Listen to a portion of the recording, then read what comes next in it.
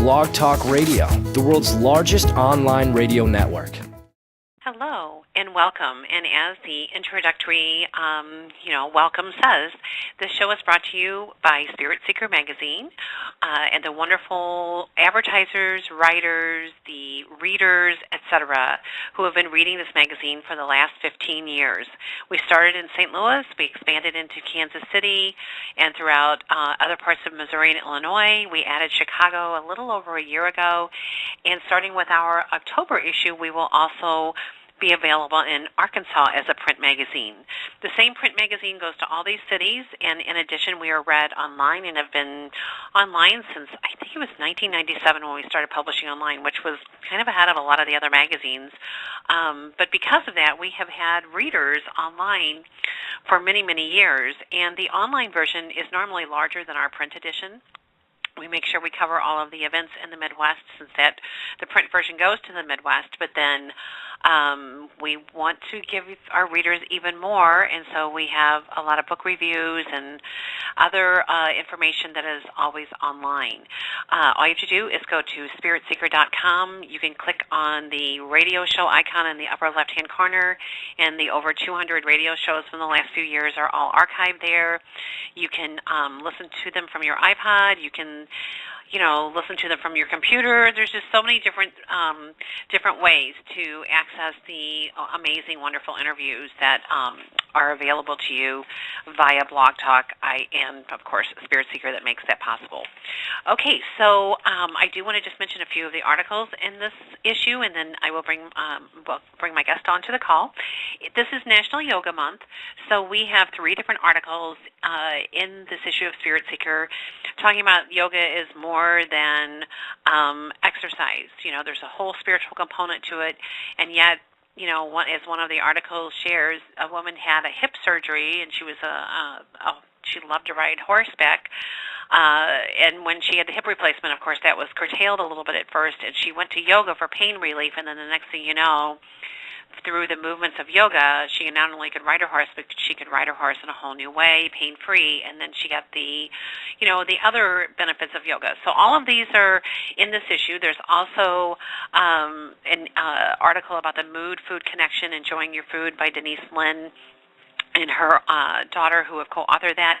There's an article by my guest, Dr. Elaine Aron, who is the author of The Highly Sensitive Person, and the article addresses how to thrive when the world overwhelms you. And Dr. Aron has earned her MA from York University in Toronto in clinical psychology, and her PhD at Pacifica Graduate Institute in clinical depth psychology, as well as interning at the C.G. Jung Institute in San Francisco. Besides beginning the study of the innate temperament trait of high sensitivity in 1991, she, along with her husband, Dr. Arthur Aron, have become 2 of the leading scientists studying the psychology of love and close relationships. They are also pioneers in studying both sensitivity and love using functional magnetic resonance imaging. She maintains a small psychotherapy practice in Mill Valley in San Francisco, and as I said earlier, she is the author of The Highly Sensitive Person, and there is also a workbook. So, Dr. Aron, are you there?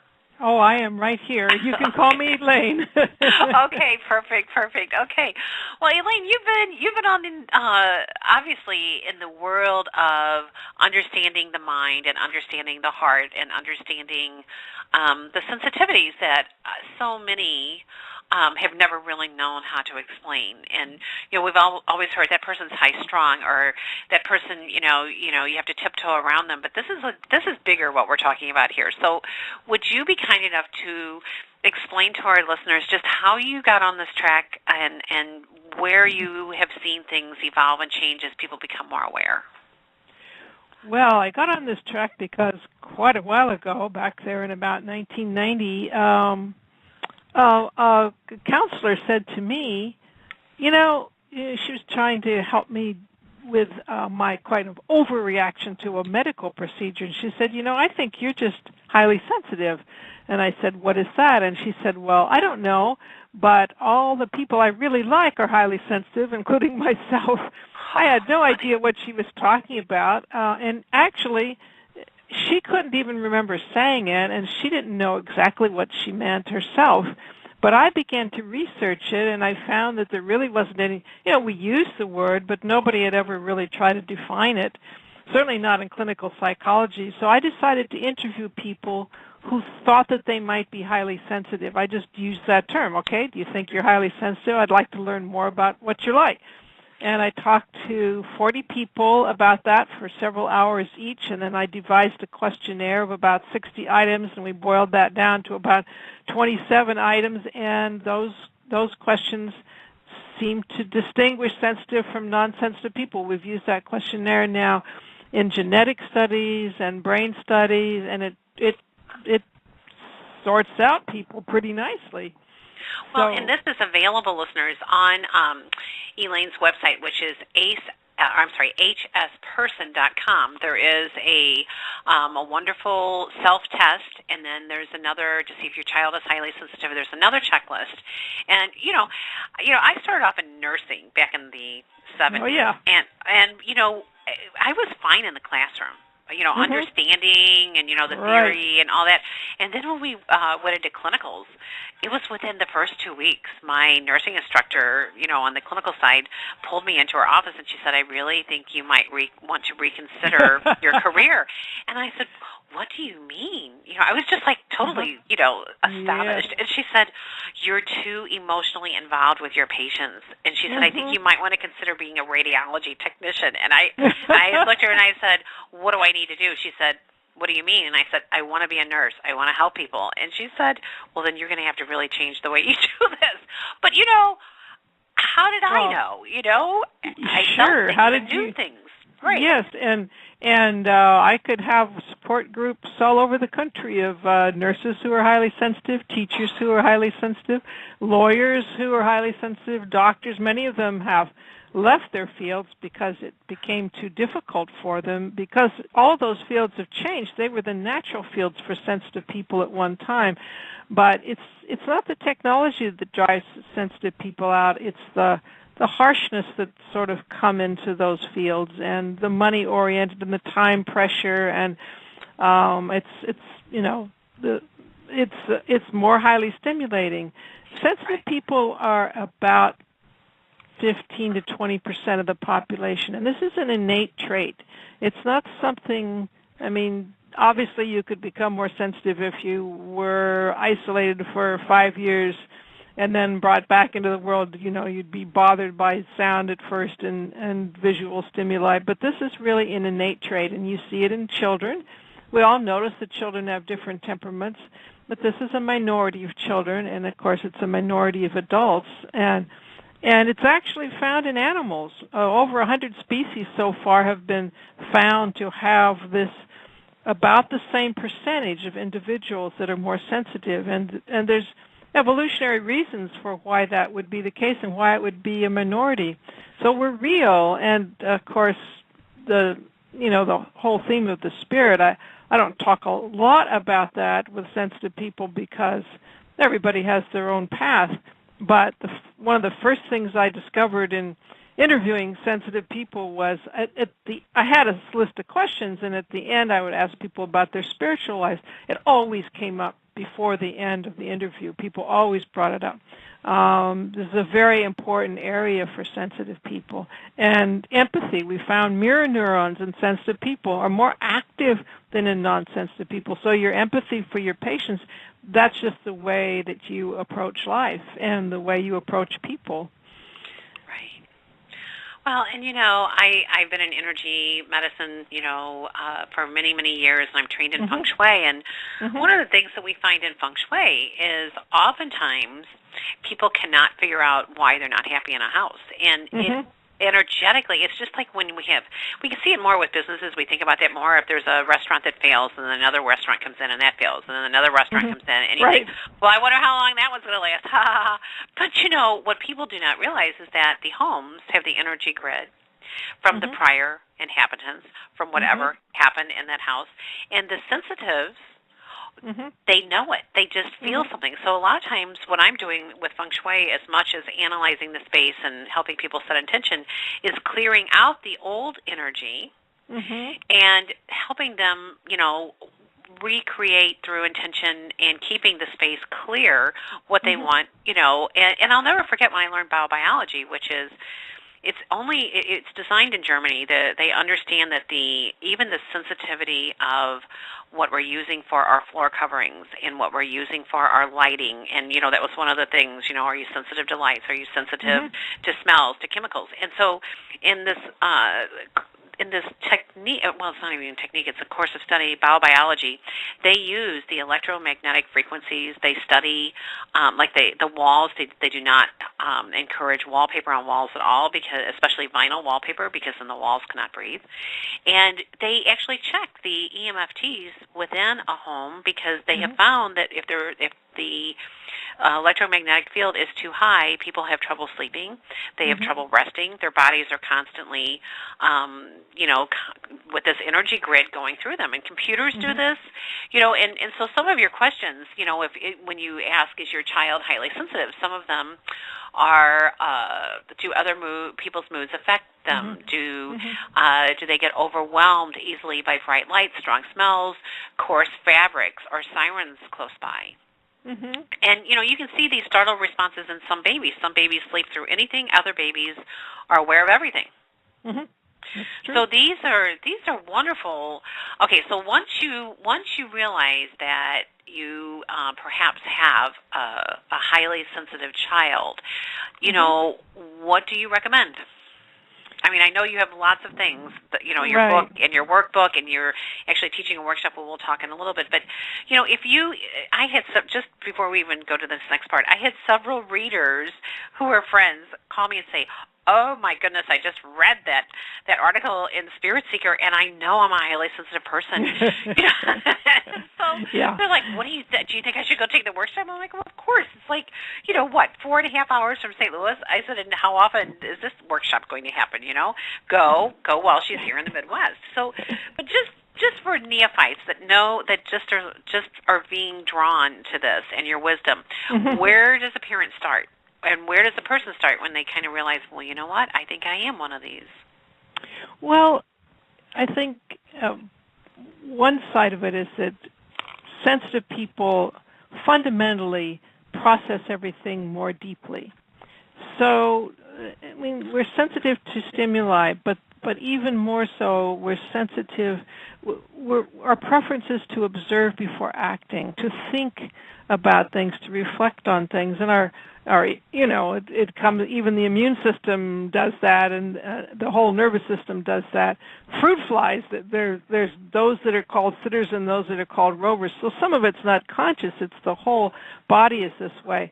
But sensitive children are observing everything, and they're often seen as shy or reticent or something, because they're watching, and to appreciate that and to be sure that everybody else around them understands that there's nothing wrong with them, that their preference is perhaps to be quiet, and then to realize that they don't need this, they just don't need the same kind of level of punishment or lecturing or instruction that other children need. They get things very quickly. I don't know that I would equate it the same as high intelligence, although I've spoken at conferences for gifted education, and they swear that the 3% of people who are gifted are all highly sensitive. I can't say probably not all highly sensitive or gifted by their definition, because it's a larger number of them.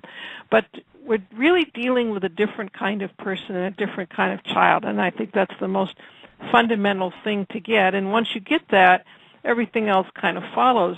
They are usually very compassionate. I mean, I've had parents tell me, as soon as my child found out where meat came from, she couldn't eat meat, and they were going to go to a meat packing plant, and she couldn't go, or some child's being bullied at school, and my boy just can't stand it, and they learn to adapt. They learn to keep their mouths shut, basically, but they're still watching, and they are more affected by trauma, unfortunately. So then, as adults, very often sensitive people have been, damaged in some way, if we've had a good enough childhood, we're less prone to anxiety and depression than other people and physically healthier than other people. But if there has been trauma, we're more prone to depression and anxiety and all of those things. So that's why it's so important to raise these children well. And, of course, if we're an adult who's been through those things, to get the help that we need with the appreciation that you might need more help, or you might, somebody else might say, well, my childhood was just like yours and it was fine. It didn't bother me, but it would have bothered the sensitive person more. So it's an important part of it is being sure to do the healing you need. Well, and now more than ever, children are stimulated, between their iPhones, yes. between, and it's interesting. I've raised I raised 4 stepchildren and 3 children, and so my children, biologically range from 26 down to 14. And I'll tell you what, I went to, I've gone to open house for 7 of these kids, right? Okay, so I go to open house this year, and I'm one of the older parents. I'm, late 50s, and but there were very few parents that came to the open house this year, and I was really shocked. Probably it was the least attended open house I've ever gone to, and yet the teachers are younger and snappier, and the one biology teacher does not believe in anything paper, so everything's electronic. Well, there's a new advancement from Google, and you'll understand where I'm going in a moment. It's no longer Google Docs. There's another generation of Google something for teachers and students. So the teacher is sitting at home in the evening, can see every single student when they're entering to do their homework, if they're on the right track or if they're going in a wrong direction. It's biology. And then he will actually email the student and say, you're on the wrong track, you might want to rethink going in this direction. I just sat there overwhelmed by the whole thing. And then I said to him, I said, that feels a little invasive to me. And he said, why? He said, why would you let a student struggle when all you have to do is just point them in the right direction, and then they get it, and then they're prepared for class? And I said, okay, I get it. I get it. But I walked out of there thinking, this is a whole new deal. This is all new. And they're doing a pilot program where, they've never let the cell phones in the school. Now they're trying it in middle school, and they're trying it in one high school, because they know that the way these kids get their information is from their phones. And so they're spending all this energy trying to keep them off the phones, and now they're like, you know what, let's just surrender. What does a teacher do? The teacher's checking their texts and messages and Facebook. So it's like, it's extraordinarily like they're coming from every angle with information. So I think we have to understand how important it is for what you're describing with how do we take an extremely sensitive child already, and then they're bombarded from every direction with communications. What do we do with this? And your questions, about, when people are uncomfortable in a physical environment, I tend to know what needs to be done to make it more comfortable, like changing the lighting or the seating. These kids are sensitive. I think they just know intuitively some things, and they're not like, it's just changed so rapidly is what I'm getting to. Yeah, and I think that sensitive people can change with it. I have a kind of a joke that I when bookstores were bookstores, and it's true on the internet for me too, I have an uncanny ability to find what I need rather quickly, rather than having to plow through everything. And I think that sensitive people will have a sensitivity to the internet, that they don't have to spend as much time on it. They probably won't spend as much time on it to get what they need out of it. They will adapt, and it perhaps isn't ideal for them. One of the things that's absolutely true for sensitive people is the importance of nature, of being out of doors for them. And that is something that that parents really need to emphasize with sensitive children. And I hope they figure that out. One of the things that's true is that people tend to understand their sensitivity more as they get older. They don't become more sensitive. Children are quite sensitive. Adolescents are the least sensitive. They go through a period where their sensitivity is not so obvious. By the time they get into their late 20s and 30s, they really realize that they're different from other people. it's difficult because, like you, they often have to try several careers before they find the right one. I think what parents need to do is to encourage them to take breaks, just to encourage them to take breaks away from everything. They don't have to be online as much as others. And sensitive children usually get it that they're different from other kids fairly early. And the important thing is that their difference be given a good label in their minds, and then they'd be encouraged to live their life differently than other kids.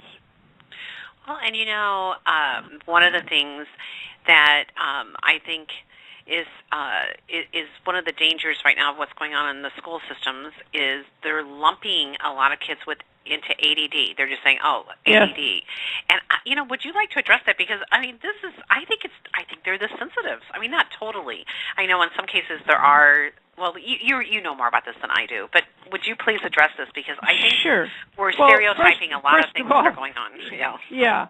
First of all, the parents of kids with ADHD were very effective in getting ADHD as something that, obviously it affects learning.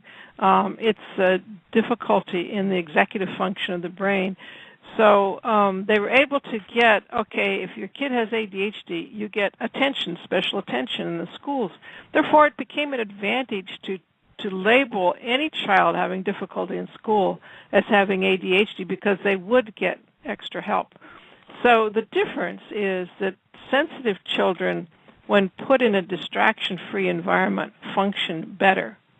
Whereas if a child with ADHD actually functions worse in a completely quiet environment, they need a certain amount of stimulation around them, and that's why they need stimulants in order to keep their brain revved up and doing its job. So in a way, it's the opposite. Now, I've had people tell me that they are highly sensitive and also have ADHD. Very rarely, but I've had people say that to me. And I don't know quite what to make of it except to say that every brain is really quite different. We don't understand that much about the brain or genetics. There's certainly multiple genes that govern sensitivity, and perhaps there are certain combinations that can make that possible. But for the most part, I'd say that they tend to be the opposites.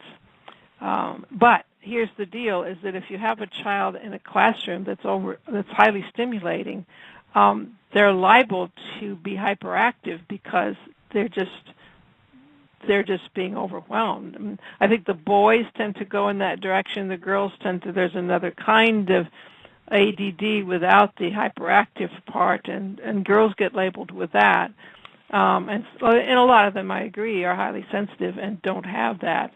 And it's a very stimulating world, as you say, that people live in. And one person said, well, ADHD can be a little bit like you're driving really fast down a freeway and then you hit a traffic jam and you stop, and your whole nervous system is kind of like buzzing and upset because you want to go and go and go, and it's hard to switch down to, okay, now I'm just going to be at a standstill. And that's kind of the way the brain is with all the stimulation. It is hard to cool down after all of that. It's hard for kids especially. Sometimes sensitive children will come home and have total tantrums because they're overstimulated, and that can happen in the school too, although usually sensitive kids come home to do that. Well, and it's interesting. 2 of my 3 children would go to, like if you said, okay, we'll talk about that tomorrow, or you know what, we'll do that tomorrow, even when they were just really small, if you said something about tomorrow, or we'll do that when you wake up from your nap, I am not exaggerating this. The 2 that I thought, how can this be? They would wake up, I don't care if it was 6 hours later, 7 hours later, a short nap, 2 hours later, they would wake up and immediately go to whatever it was that was discussed right before they went to sleep. And I thought, how can this be? And then my one son would never take naps. I mean, from the time he was little, but I would have him take quiet time. He was allowed to work with, blocks, Lincoln Logs, read books. It really didn't matter, but he had to have some quiet time. And I think that that's missing, with a lot of kids today. They go, and one of the things that, on your questionnaire that I thought, these game systems that they're playing. Mm-hmm. You know, and one of the things that you said, one of the questions on the sensitive list was something to do with video games and violence and, you know, et cetera. So, I mean, and I think that, you know, I think that's a problem right now for a lot of kids. Well, it is, but again, I think that sensitive children can make their decisions if they just have a little bit of encouragement to be different. Their nervous systems will guide them away from that stuff. And those that don't get it when they're young will get it a little bit later. So, listeners, we are going to take questions for Dr. Elaine Aron tonight. And before we do that, though, I want to announce the information on the workshop that she will be teaching on Saturday, September 29th in Wheaton, Illinois at the Loretto Center. And this is a retreat for highly sensitive people, and it's from 9 to 5 all day long. And Candy Crawford, who is a licensed clinical social worker and has worked with Dr. Aron for some time, is sponsoring Dr. Aron to the Midwest, and you can reach her at 630-991-6200, or you can go to CandyCrawfordLCSW.com/retreat. And this is all also in the September issue of Spirit Seeker on page 4. So if you do have a question, all you have to do is press 1, and my producer will let me know that you have a question, and we will bring you on to the air. Now, where I'd like to segue next is I had a lot of adults who read the article who said, I think that's me. So we've talked a little bit about children. I would like to talk about adults who you know, and what I kept coming to with a lot of this was, you know, I have so many friends who are migraine people, and I was married to a migraine person, and I thought, you know, I wonder if a lot of the migraine people are just highly sensitive. I mean, did you run across this in your research? Yes, I haven't studied that explicitly, but we know that migraines are triggered by different things in different people. The brain is being sensitive to something, and it seems as though most of the people that I have met, and I haven't studied this empirically, who have migraines are also highly sensitive. Not all, but most of them. And so it's one kind of variation. Lots and lots of sensitive people do not have migraines, so it's an overlap there, but not a complete and perfect one. Well, and one of the things, you know, that you come back to with a lot of the reading that I've done preparing for the interview is that the highly sensitive people, as you've mentioned, are people say, well, they're just shy, or they're timid, or they're inhibited, or they're introverted. But you said 30% of highly sensitives are actually extroverts. That's right, and of course I'm an introvert, but I talk a lot to the extroverted HSPs who really want to have that be clear, because we don't want to miss that 30%. A lot of it has to do with kind of how you were raised, your sense of security. Some of it has to do with another trait, which is high sensation seeking, which amazingly enough you can be highly sensitive and also a high sensation seeker, which means that you're easily bored, but also you're very careful and need lots of downtime. So people who have those two traits together, we sort of joke that it's like having one foot on the gas and one foot on the brakes. So you're eager to meet new people, but you also need downtime and you want deep conversations with those new people. And you often tend to speak your private thoughts a bit more, which sometimes is a revelation to people and sometimes just causes you problems. So it's a kind of a different, in some ways you might think it's almost ideal to have that, to be an extroverted, sensitive person. Certainly often makes such people's leaders in social situations. Well, and it's interesting, the Myers-Briggs. You know, when you look at Myers-Briggs, you know, extrovert, introvert, intuitive feeling, perceptive, sensing. I But the whole thing is this: when I'm an ENFJ, which only 10% of the population are ENFJs. So I'm an extrovert, intuitive, feeling, and I'm able to make decisions. But what's interesting is exactly what you just described. People think of me as an extrovert, but if I am able to interface with a lot of things. But if I did not have my downtime and my quiet, I would never be able to do that. Yeah. So there's this whole introverted side that most people do not see, the part that gardens and puts my hand in the dirt and doesn't wear gloves, the part that, because I need to get grounded, and the part that reads, and the part that cooks, and the part that, I just can't be around people all the time. And it's... And I know when I've hit extroverts are the perfect interviewers. In fact, when I'm interviewed by anybody who's halfway decent as an interview, I always say, I know you're highly sensitive, and you're probably also a high sensation seeker and extroverted, because it's a perfect combination. You need that empathy and that intuition. As far as the Myers-Briggs go, I don't think I've ever met a sensitive person was not either an I or an N, and often both I and. But if they're sensate types, then they're always introverted. The N is pretty much of a clue. Thinking and feeling is about balanced, and I should say that there are just as many men as women born with this trait. But they have a much harder time. They hide themselves a lot more. They score lower on the self-test, but we know you're out there. They live a very different struggle, a real struggle. Right. Well, and it's funny, the Myers-Briggs, when I first encountered it, I was working on my MBA, and this was before I totally took a career path in a different direction. And but my instructor was sales management, and he said, as a sales manager, you would never have. Actually, this was my second time I encountered it. But he was saying that as a sales manager, you would never have a sales team without knowing their Myers-Briggs, because you need to know, who's able to make decisions, who's more of an extrovert, who's more of an introvert, who would be better on the phone rather than going out in person, who would be better being given leads rather than having to do cold calling, and and on.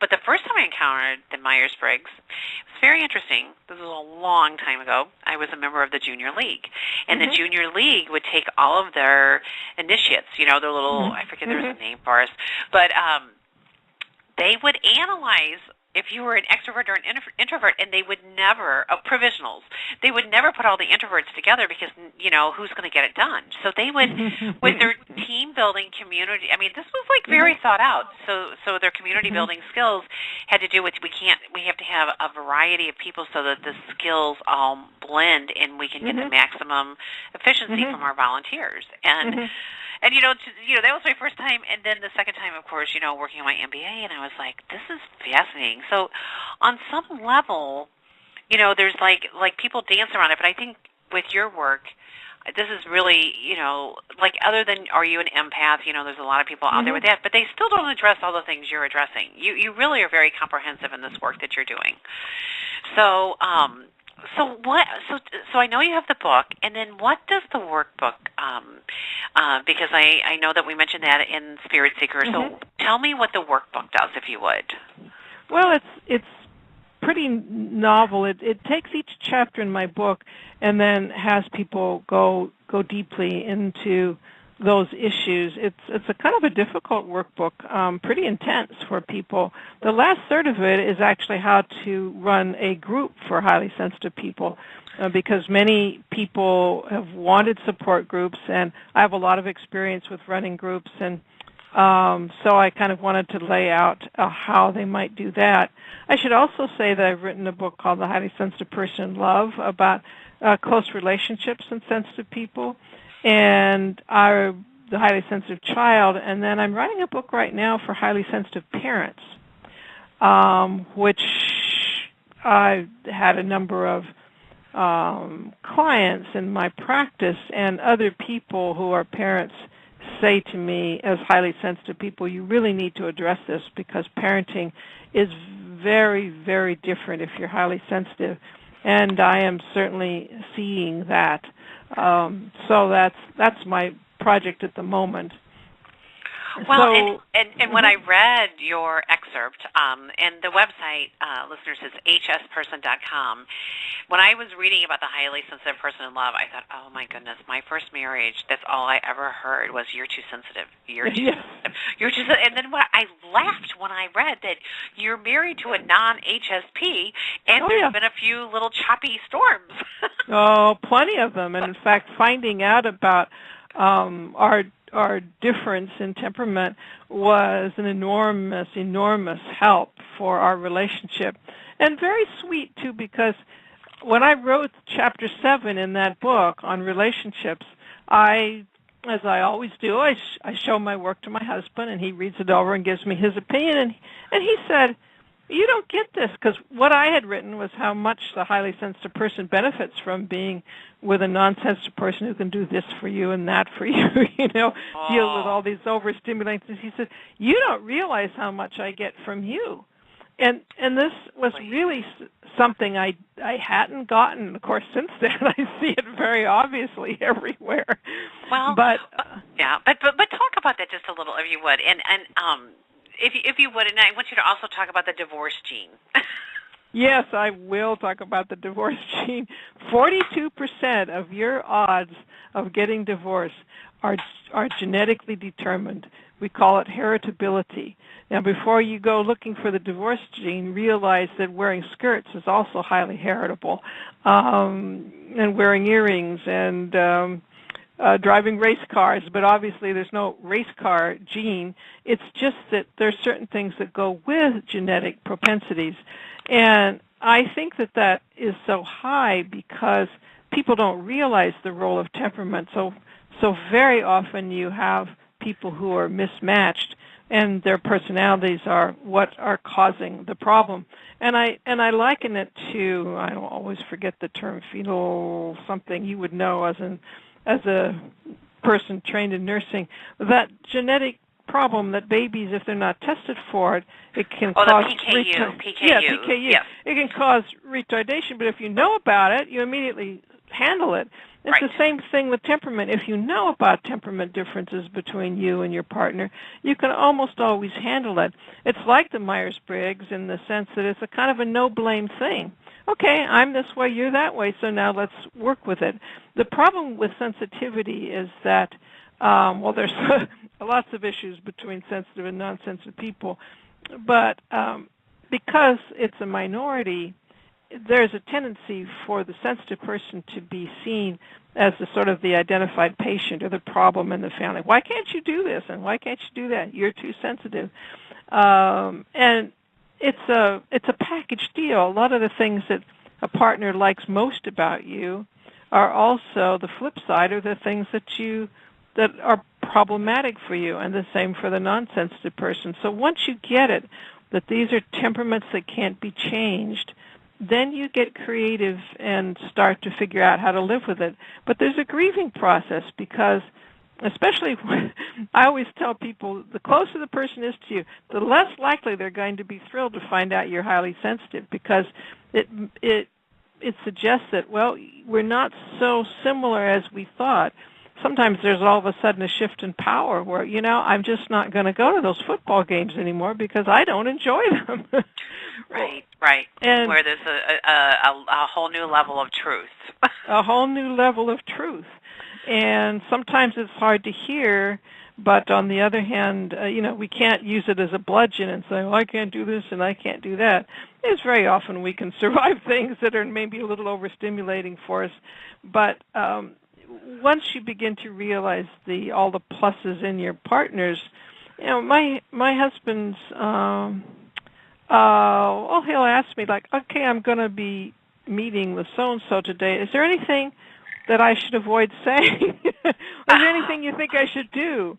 And I will give him suggestions, often without ever having been in the situation, except just having heard a few words about it. He'll come home and he says, that was just the perfect thing to do. I did such and such like you said, and it worked perfectly. He'll be walking, he loves wildflowers, and then he'll say, I've never seen that wildflower before. That's beautiful. And I'll say, it's wonderful, the freshness of appreciation, because you saw that flower 50 feet back. Wow. He doesn't notice things as much, but then he appreciates so much that I do, and I point things out to him. Right. And right. he can tolerate a lot more stimulation than I can, and that has great advantages for us. And so, there's just... Yeah.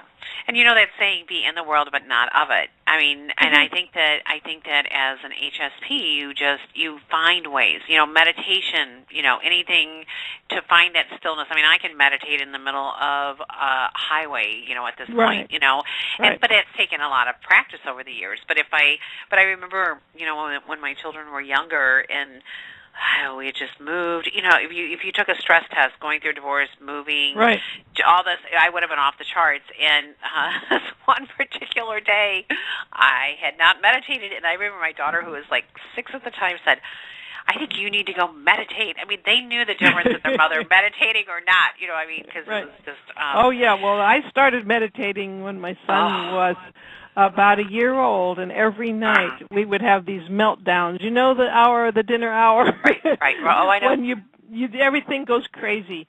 And then when I learned to meditate, I'd come out of my meditation and everything was just peaceful. It was just so different. My child reacted to it that way. It's the first thing I advise people is to do some form of meditation for sensitive people, because it's the quickest way to get back to quiet, to grounding. And of course I say, even if you're sitting in a crowded airplane and the tarmac and it's 90 degrees, if you can go, I say there's a range from 0 to 10. If you can go from 10 to 8, that's as significant as at home if you go from 2 to 0, because this is a huge improvement in what's going on. It just feels totally different. But you can meditate anywhere with anything going on. I went in a subway, was stopped in New York City in the dark, and like everybody was getting sort of panicky. I was standing in this crowded subway. I closed my eyes and started to meditate, and I could feel everybody around me settling down. Oh, absolutely. I mean, they've done studies, years ago on the White House lawn when the transcendental meditators came and they all meditated. I forget how long it was. They did it had a ripple effect. Crime dropped. They measured it up to 200 miles out, but they, within 50 miles, it significantly plunged. I did some of that research. Yes, it was fascinating. We did it in Atlanta, and we would move meditators from a high crime area to a low crime area. We'd have for 2 weeks in one area, then 2 weeks in the other area, and we'd follow the crime rates in the different precincts. And it was just like turning the gas on and off. Right. It was amazing. Right. So absolutely. Yeah, there is, and this is why, a lot of, my clients and students will say, well, I can't meditate, my mind won't stop. I'm like, you can't afford to not meditate. There will come a time when you will realize that stillness will just, those thoughts will go. But, and some meditations even now are noisier, but still it doesn't matter. What you just described, if you're at a 2, it takes you to 0. If you're out in an airport, or I remember one time I was Christmas shopping after having attended my son's college graduation. It was extremely stressful with, I don't know, for some reason it just was. There were, it was a divorce situation, and I don't know, everything was complicated. I think it was because it was our first child graduating, and my former husband and I are not exactly chummy. And so, I mean, we do the best we can. And it has been a long time. But he is a migraine person, and he's the one who always told me I'm too sensitive, right? So after I made it through all that, and I said, okay, on the way home, we're stopping at this outlet mall and going shopping. Well, I'd had it, right? Okay, so we're at the Gap. And I told both of my children, I said, I mean, this is just, I remember this moment. I said, this is your budget. There's a chair back by the dressing rooms. Do not bother me until you're ready to go to the checkout counter unless you need my opinion on something. You'll see me there with my eyes closed, but I'm meditating. And they both just looked at me like I was this crazy person. But here I was in the middle of the shopping, and it didn't matter. I needed that for me because I had been we'd been to this ceremony and that ceremony and this dinner and that, and it was the only thing I knew, to just stop it all and come back and be back to being mom and me, I mean, I was just off the charts. And I don't know, but at any rate, you're just, and then we can't leave the sex and spirit out. You have a chapter in your book addressing, so HSPs and sexuality and spirituality. Would you address this, please? Yeah, quickly. Right. Okay.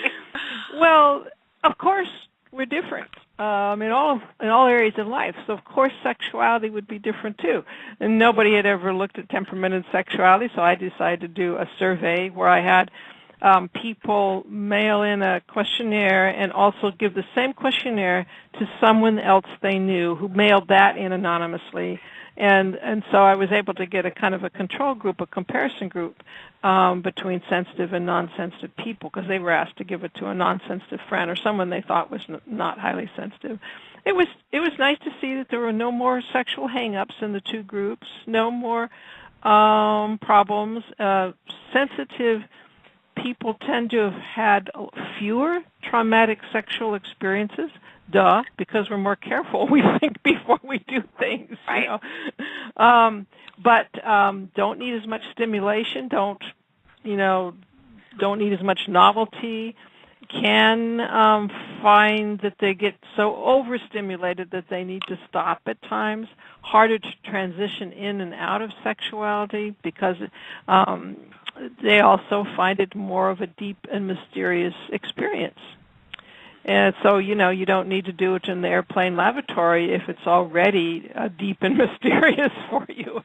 Right. So that kind of segues, I suppose, towards the spirituality because, you can come at the spirituality, I think, from two sides. Maybe one is the more positive side of just the perceiving deeply into everything you see and perhaps seeing through that into what lies beyond it and sensing something beautiful there, something to be grateful for, just something mysterious and wonderful. But I also think that sensitive people, when they see all the bad things in the world, they have to make meaning out of it. They have to work on it and chew on it. They can't just say, everything is wonderful and ignore things. We don't do denial well. It's there. We can't ignore it. So we have to work on it. And it's often non-sensitive people. I kind of call us the priestly advisors versus the warrior kings because it's often when the warrior king, the non-sensitive people, are in a crisis, like they're dying or something like that, they'll turn to sensitive people who can... who've already thought through these things and already have a position. Interesting thing, one question not on the questionnaire was, would you be willing to sit at the bedside of a dying person and comfort them? And sensitive people were far more likely to say yes to that, and that goes back to your nursing experience of getting emotionally involved with people. It's like, this is something that we can do, maybe not relish, but can do, that most people just kind of run from because they haven't ever faced it. But we face it, we've thought about it, and so we're more prepared. I was a nurse for 1 week and my first patient died. And my first clinical part of why my nursing instructor kind of flipped out, I know, is I had this 30-year-old woman who had leukemia, who was a nurse herself. Mm-hmm. And she knows I'm really identified. Oh, and she had three children. She had twins and another one who was 2 years old. Mm-hmm. And when I walked in, she said, "What are my counts?" And when I was a student nurse, you're not supposed to give, back at that time, it was in the early 70s, you're not supposed to give them the results. That's, God Almighty, the doctors, and you didn't dare, go in and give lab results, and and I said, I can't answer that. But I'll never forget. I was there, on a Friday, I'd had her as my patient for 3 days, and when I went on Monday, she'd bled out. And I knew. See, I just intuitively knew. Back then, I didn't know. I did not know that I was psychic. I knew that from the time I was a little girl, you talk about one of the questions on the children, highly sensitive people, do they have a deep, rich interior life? Well, I talked, I read all the time. I read about all the saints. I was always drawn to, spirituality and understanding this connection. And I used to dream so vividly. I would wake up and then I would think, I don't want this dream. I would literally say, as a child, I'm changing the channel. And then I go back to sleep. And if I dream that same dream again, and it would jolt me awake, and I'd say, no, I already said I want to change the channel. And I knew if it happened 3 times, there was just nothing I could do about it. It was just going to happen. Well, I didn't know that was clairvoyance. How did I know? I didn't understand it, but I knew that I just knew things. And my mother would say, "You're like little miniature Ann Landers." She said, "People just come to you for advice." Right. And I right. and how did I know? So then when I started training psychics, I call them intuitives. I'll never forget this one student that I had last year who is just this creative, artistic, amazing person. And she said, when I was 14, I worked at TJ Maxx or Marshall's or something. And she said, I worked in the dressing room. And she said, and people would say, should I have this surgery that I'm scheduled for? Or should I do this? She said, I went home to my mom. I'm like, Mom, what in the world? These people are asking me what to do about their life. She says, I am 14 years old. And her mom, luckily, understood and had the same experience through life. And, they were from some different kind of religion that is from a different cultural. It's not Christianity. I don't know. I don't even know. But her grandfather was a high priest in whatever this church this is, and they all have these psychic gifts all the way through the lineage. And her mother, thank goodness she has her mother, because her mother says it's always going to be this way. She says, and they come to you because they trust you, and you just have to know that you can turn it off if it gets to be too much. So her mother actually taught her how to shield and do the inner but for the most part she surrendered, and people just come to her for advice, which is how it was for me. And I didn't understand it, and I kept bringing this teacher to town, and I studied meditation, and I studied past life regression, and all of this, and then one day we were blindfolded and we were giving readings, and I read for my teacher, and I didn't know I was reading for my teacher.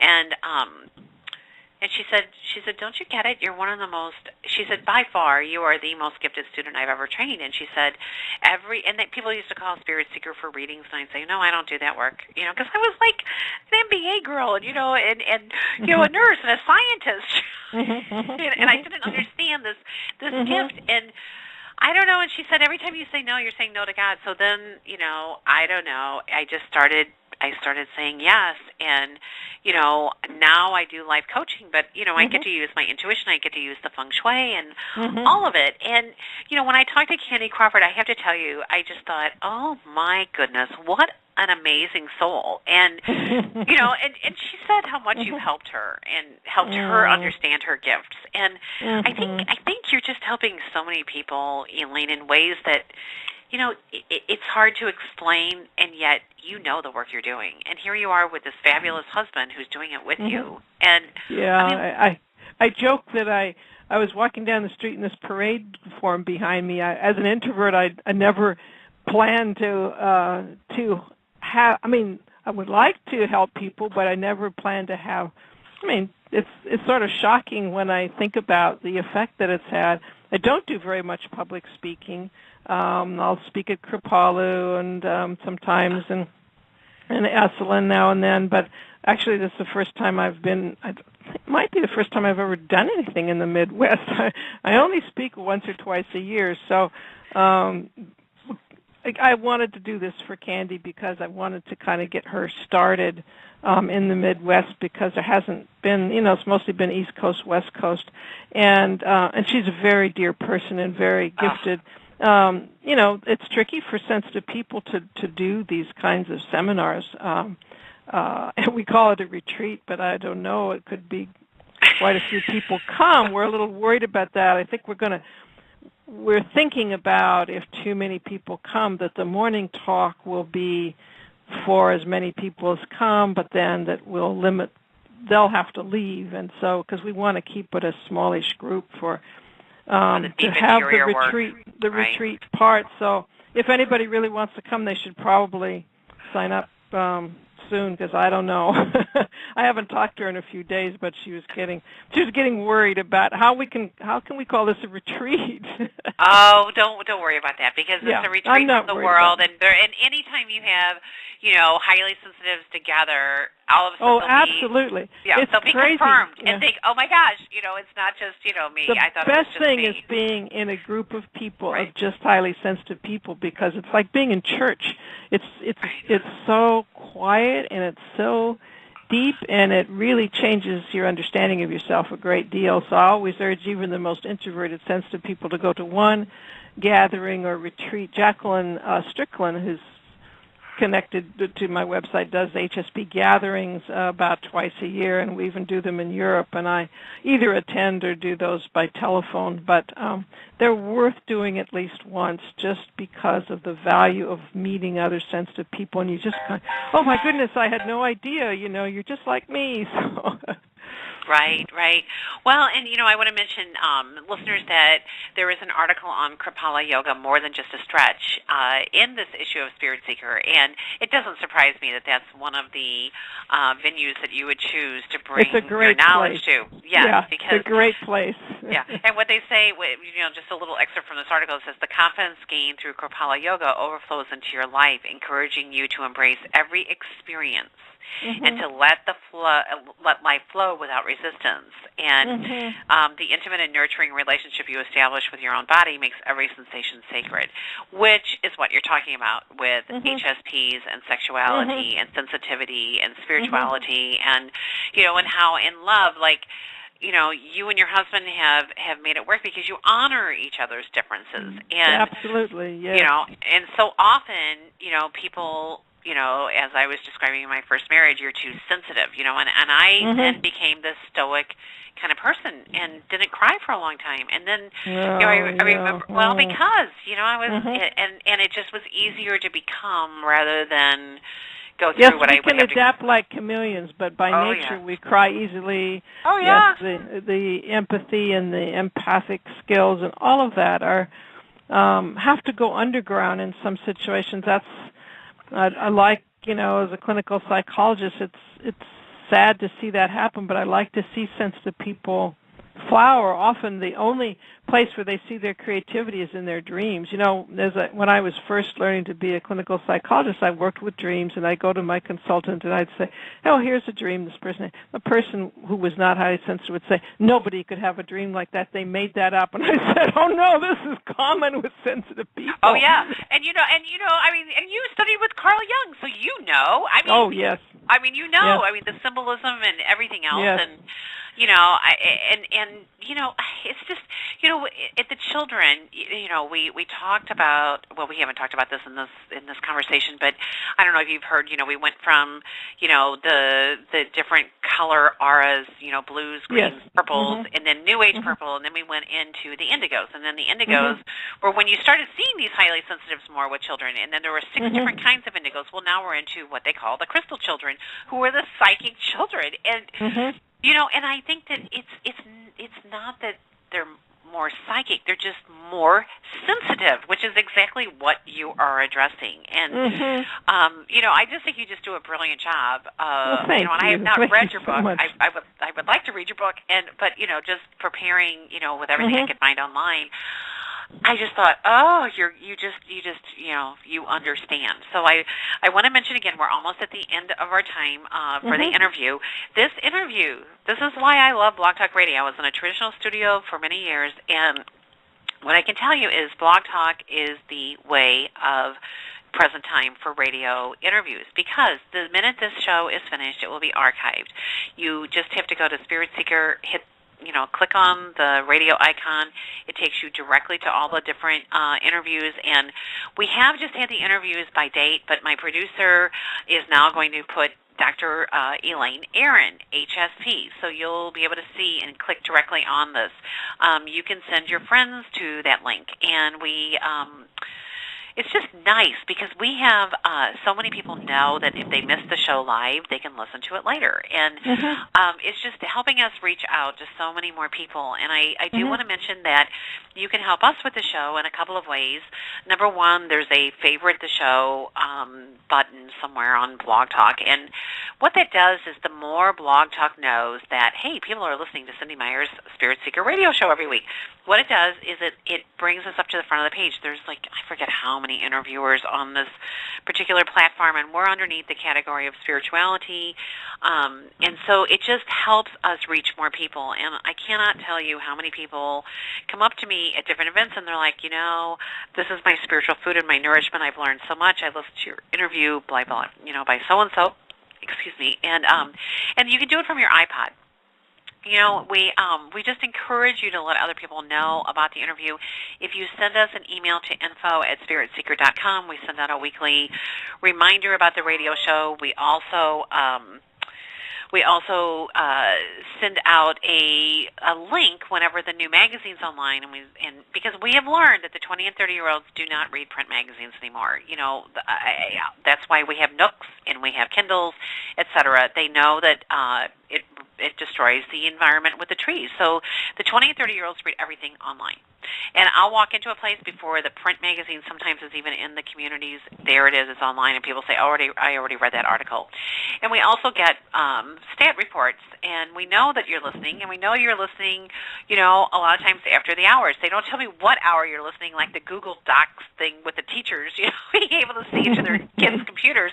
But we know that you're listening. We just really want to thank you for listening, and I want to thank Dr. Aron for being part of the show. I mean, I really look forward to this interview, so I just really want to thank you so much for the work you're doing. I want to thank Candy Crawford for bringing you to Wheaton, Illinois, which is, for those of you, it's in the greater Chicago area. It's not far at all, and it is an all-day workshop on Saturday, September 29th, which is next Saturday, from 9 to 5, and once again, you can call Candy Crawford at 630-991-6200.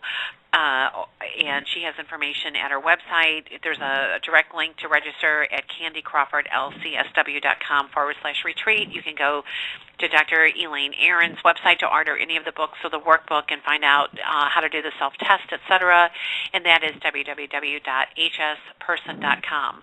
I also want to mention that Spirit Seeker will be at the Harmony Festival.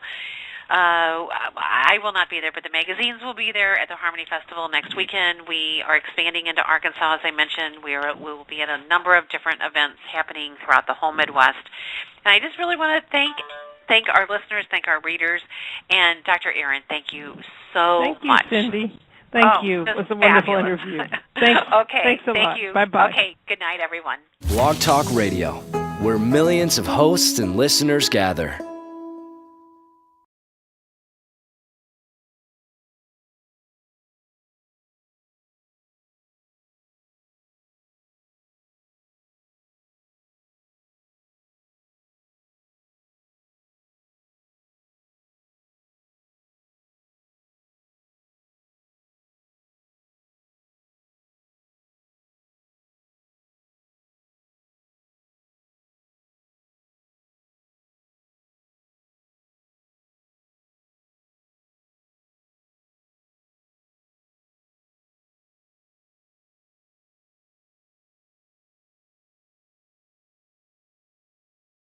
PhD at Pacifica Graduate Institute in Clinical Depth Psychology, as well as interning at the C.G. Jung Institute in San Francisco. Besides beginning the study of the innate temperament trait of high sensitivity in 1991, she, along with her husband, Dr. Arthur Aron, have become two of the leading scientists studying the psychology of love and close relationships. They are also pioneers in studying both sensitivity and love using functional magnetic resonance imaging. She maintains a small psychotherapy practice in Mill Valley in San Francisco, and as I said earlier, she is the author of The Highly Sensitive Person, and there is also a workbook. So, Dr. Aron, are you there? Oh, I am right here. You can call me Elaine. Okay, perfect. Okay, well, Elaine, you've been on obviously in the world of understanding the mind and understanding the heart and understanding the sensitivities that so many have never really known how to explain. And we've always heard that person's high strung, or that person, you have to tiptoe around them. But this is bigger, what we're talking about here. So, would you be kind enough to explain to our listeners just how you got on this track and where you have seen things evolve and change as people become more aware? Well, I got on this track because quite a while ago, back there in about 1990. From your computer, there's just so many different ways to access the amazing, wonderful interviews that are available to you via Blog Talk and, of course, Spirit Seeker that makes that possible. Okay, so I do want to just mention a few of the articles in this issue, and then I will bring my guest on to the call. This is National Yoga Month, so we have 3 different articles in this issue of Spirit Seeker talking about yoga is more than exercise. You know, there's a whole spiritual component to it, and yet, you know, as one of the articles shares, a woman had a hip surgery, and she was she loved to ride horseback.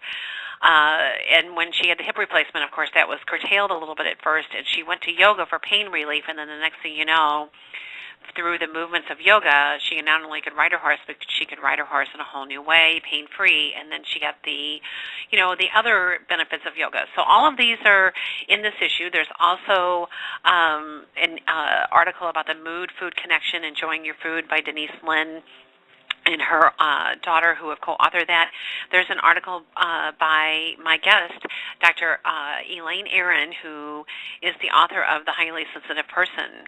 And the article addresses how to thrive when the world overwhelms you. And Dr. Aron has, earned her MA from York University in Toronto in clinical psychology, and her Blog Talk Radio, the world's largest online radio network.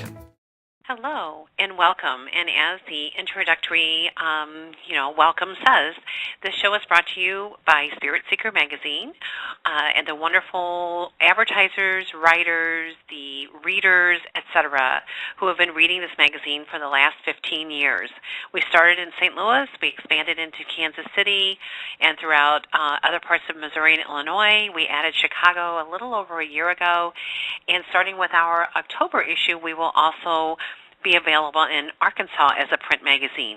The same print magazine goes to all these cities, and in addition, we are read online and have been online since, I think it was 1997 when we started publishing online, which was kind of ahead of a lot of the other magazines. But because of that, we have had readers online for many, many years, and the online version is normally larger than our print edition. We make sure we cover all of the events in the Midwest, since that the print version goes to the Midwest, but then we want to give our readers even more, and so we have a lot of book reviews and other information that is always online.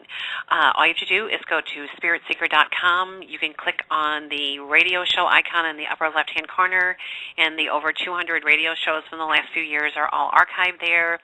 You can listen to them from your iPod. You can, listen to them.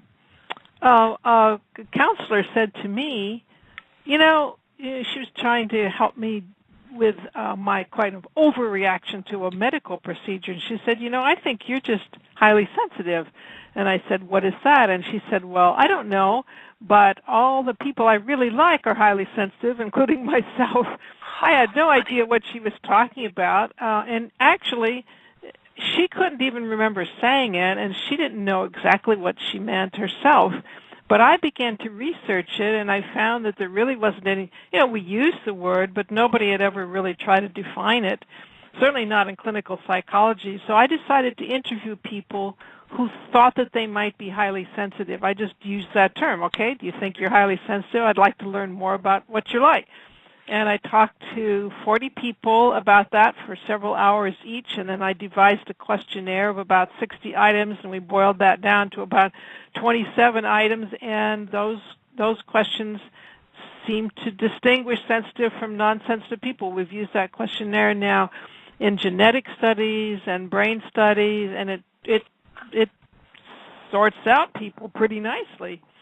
Well, and this is available, listeners, on Elaine's website, which is hsperson.com. There is a wonderful self-test, and then there's another to see if your child is highly sensitive. There's another checklist, and I started off in nursing back in the 70s. Oh yeah, and I was fine in the classroom. Understanding and, the theory and all that. And then when we went into clinicals, it was within the first 2 weeks. My nursing instructor, on the clinical side, pulled me into her office and she said, I really think you might want to reconsider your career. And I said, what do you mean? I was just like totally, astonished. And she said, you're too emotionally involved with your patients. And she said, I think you might want to consider being a radiology technician. And I looked at her and I said, what do I need to do? She said, what do you mean? And I said, I want to be a nurse. I want to help people. And she said, well, then you're going to have to really change the way you do this. But, how did I know? I sure. How did you do things? Right. Yes, and I could have support groups all over the country of nurses who are highly sensitive, teachers who are highly sensitive, lawyers who are highly sensitive, doctors. Many of them have left their fields because it became too difficult for them, because all those fields have changed. They were the natural fields for sensitive people at one time, but it's not the technology that drives sensitive people out. It's the harshness that sort of come into those fields, and the money oriented, and the time pressure, and it's more highly